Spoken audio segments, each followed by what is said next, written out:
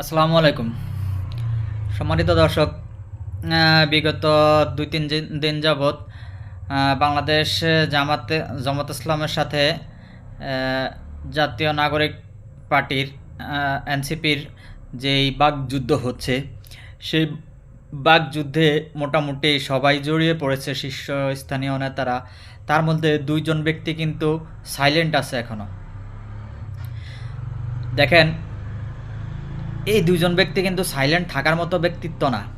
তারা কিন্তু এনসিপির সাথে যখন বিএনপির বাকযুদ্ধ শুরু হয়, তখন কিন্তু এরা কিন্তু সেই বাকযুদ্ধের সামনের থেকে নেতৃত্ব দিয়েছে এবং তাদের কথার আঘাতে বিএনপির শীর্ষস্থানীয় নেতারা কিন্তু ভেঙে চুরমার হয়ে গেছে। কিন্তু বিএনপির শীর্ষস্থানীয় নেতারা কথার আঘাতের বিনিময়ে কথার আঘাত দেয়নি। তারা কৌশলে এড়িয়ে গেছে বিষয়গুলো এবং এনসিপির শীর্ষস্থানীয় নেতাদেরকে আরও ম্যাচিউর হওয়ার অনুরোধ করেছে, কিন্তু কটু কথা বলেনি। অথচ গত ২-৩ দিন যাবৎ যখন জামাতের সাথে এনসিপির বাকযুদ্ধ শুরু হলো, তখন কিন্তু জামাতের একজন শীর্ষস্থানীয় নেতা গোলাম পরোয়ার তিনি একটা কথা বলে ফেলেছেন যে তারা বাপের আসনে আছে আর এনসিপি ছেলের আসনে আছে। তো ছেলে হয়ে যেন বাপের সাথে বেয়াদবি না করে। দেখেন, এগুলো কিন্তু রাজনৈতিক বক্তব্য না, এগুলো আসলে অহংকার। এই অহংকারী কথা শুধু এই একটাই না, আরও অনেকগুলো অহংকারী কথা বলেছে।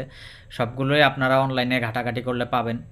এখন কথা হলো, এই যে বাকযুদ্ধ চলতেছে, এই যে এত বড় শিষ্টাচারমূলক কথা বলেছে গোলাম পরোয়ার, সেই কথার প্রতিক্রিয়ায় এনসিপির কিন্তু সকল পর্যায়ের সকল নেতারা কিন্তু বক্তব্য দিয়েছে বা প্রতিক্রিয়া দেখিয়েছে।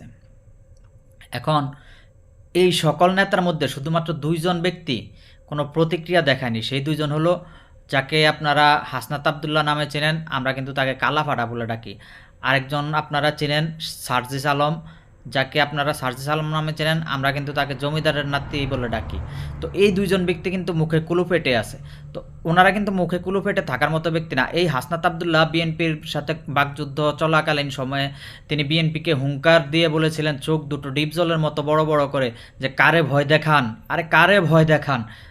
এই মানে ভিডিওটা কিন্তু একেবারে ভাইরাল হয়ে গেছিল। আর সেই ব্যক্তি বর্তমানে নিশ্চুপ আছে। তার মানে কি তারা মেনে নিয়েছে যে জামাত তাদের বাপ? এই হাসনাত আবদুল্লাহ